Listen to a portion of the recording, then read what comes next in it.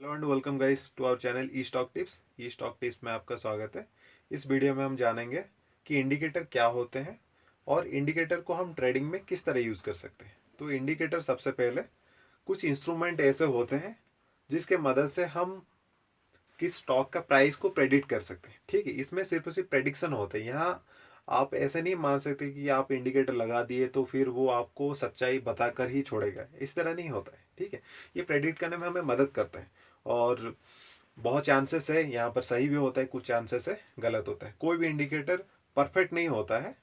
Okay, ऐसा नहीं कि कोई इंडिकेटर आपको बोल दिया जाए कि नहीं इस इंडिकेटर में आपको 100% रिजल्ट मिलेगा ही मिलेगा, इस तरह कभी नहीं होता है।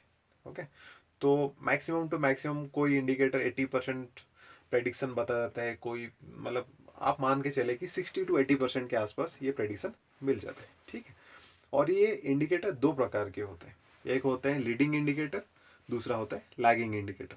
तो फिर लीडिंग इंडिकेटर क्या होते हैं? लीडिंग इंडिकेटर वो होते हैं जो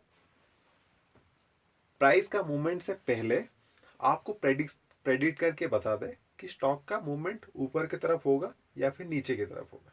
ठीक है, मतलब ये पहले ये बताते हैं कि नहीं, मतलब ये फ्यूचर ओरिएंटेड होते हैं। ओके, और ये बताते हैं कि आप इस जगह से एंट्री ले सकते हो और उस जगह से पहले, मतलब इसमें पहले ही आप डिटरमिन कर सकते हो। ठीक है, और उसका एग्जाम्पल है MACD, RSI, स्टोकेस्टिक। और दूसरे प्रकार के जो इंडिकेटर है वो है लैगिंग इंडिकेटर। ओके, जैसे कि नाम से पता चला कि लैगिंग है, मतलब ये पीछे पीछे आता है। राइट, ये पहले से नहीं बताता है कि नहीं ये प्राइस यहाँ तक पहुँचेगा, और ये रियल वैल्यू और रियल टाइम के ऊपर बेस करके एक एवरेज बना के आपको देता है। ठीक है, जैसे कि मान लीजिए कि स्टॉक का प्राइस अभी 30 रुपीज़ हो गया, तो जब 30 रुपीज़ से 35 हो जाएगा फिर ये बताएगा अच्छा ठीक है ये तो 35 हो गया। समझ रहे हो? तो इसको देख के आप प्रेडिक्ट नहीं कर सकते हो, फ्यूचर को प्रेडिक्ट नहीं कर सकते, लेकिन हाँ ये जो रियल वाले चीज़ होते हैं जो अभी चल रहा है मार्केट में, ठीक है, तो उस हिसाब से आप थोड़ा कंपेयर कर सकते हो। ओके,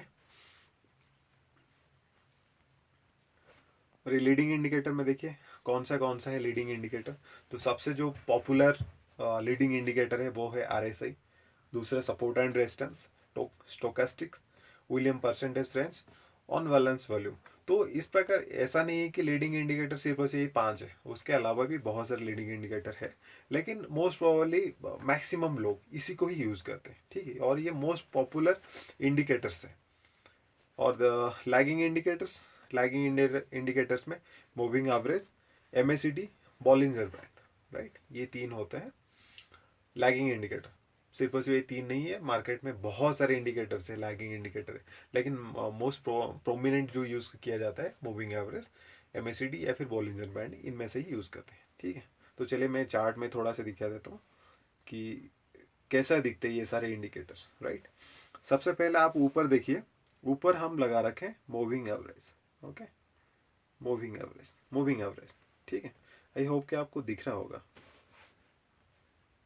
एक मिनट में और थोड़ा जूम कर लेते हैं इसको।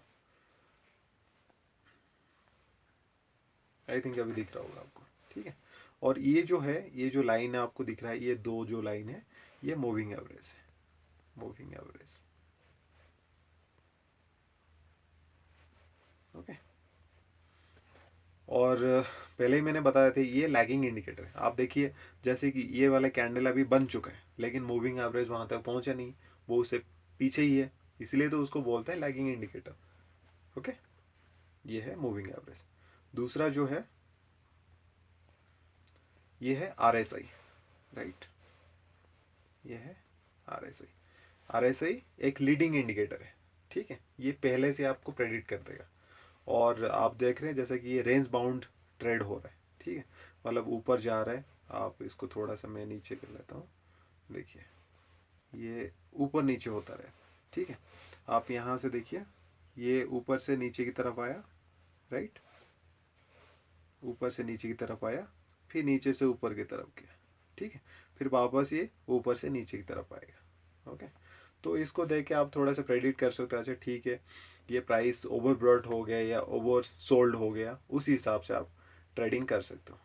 तीसरा ये है स्टोकास्टिक। ओके, इसको आप देखिए, आई होप आपको भी दिख रहा होगा ये। यहाँ पर देखिए स्टोकेस्टिक है। और चौथा है हमारा MACD, जो नीचे नीचे लगा रखा है, नीचे लगा है अभी, हाँ इसको MACD बोलते हैं। ठीक है, ये सारे अलग अलग प्रकार की इंडिकेटर्स है। हम सारे इंडिकेटर्स के बारे में एक एक डिटेल्ड वीडियो बनाएंगे। ओके, तो आई होप इस वीडियो आपको अच्छा लगा होगा। हाँ, एक बात आप ध्यान रखिए कि जब भी आप इंडिकेटर का इस्तेमाल करें तो कुछ ही एक दो या फिर तीन मैक्सिमम, ऐसा नहीं है कि आप 5 7 10 और काफ़ी कलरफुल वाला इंडिकेटर यूज़ कर रहे हो। ठीक है, नया नया एक्सपेरिमेंट कर रहे हो, ऐसे नहीं करना चाहिए। ठीक है, आप जो भी इंडिकेटर यूज़ कर रहे हो उस इंडिकेटर को आप रिपीटेडली यूज़ करो। अगर आप RSI यूज़ कर रहे हो, ओके, लीडिंग इंडिकेटर में, तो लीडिंग इंडिकेटर में उसको आप बार बार यूज़ करो, आप एटलीस्ट 100 ट्रेड करो उसमें। ठीक है, अगर कोई लैगिंग इंडिकेटर, अगर मूविंग एवरेज का आप इस्तेमाल कर रहे हो तो मूविंग एवरेज को आप बार बार यूज़ करो। ऐसा नहीं कि आपने एक बार किया और उसने रिजल्ट नहीं दे दिया तो फिर आपने उसको बदल दिया। मैंने आपको पहले ही बता रखा हूँ, क्योंकि ये जो इंडिकेटर है कोई 100% श्योर नहीं है, कोई गारंटी नहीं देते कि अच्छा ठीक है इसने यहाँ पर ये इंडिकेशन दे दिया उसका मतलब ये ऊपर की तरफ जाएगा। ठीक है, तो आप इस चीज़ को थोड़ा ध्यान रखो, कम से कम इंडिकेटर के यूज़ करो और उस चीज़ को रिपीटेडली यूज़ करो। एटलीस्ट कोई भी इंडिकेटर यूज़ करें ना, 100 टाइम्स उसको यूज़ करो, फिर उसका जाके देखो, कैलकुलेशन करो, अच्छा ठीक है कितना % आपके हिसाब से सही होता है। ओके, आई होप इस वीडियो थोड़ा आपको इन्फॉर्मेटिव लगा होगा। हमारे वीडियो देखने के लिए धन्यवाद। और ये हमारा एक टेलीग्राम चैनल है जिसके माध्यम से हम आप लोग के साथ कम्युनिकेट करते हैं। ओके, और ये हमारा ईमेल चैनल है, सॉरी ईमेल है, ईमेल आईडी है। अगर किसी पर्सन को कोई हैंड होल्डिंग सपोर्ट की ज़रूरत हो, कोई गाइड की ज़रूरत हो, तो इस ईमेल के माध्यम से हमें कांटेक्ट कर सकते हैं। Thank you so much guys, have a nice day.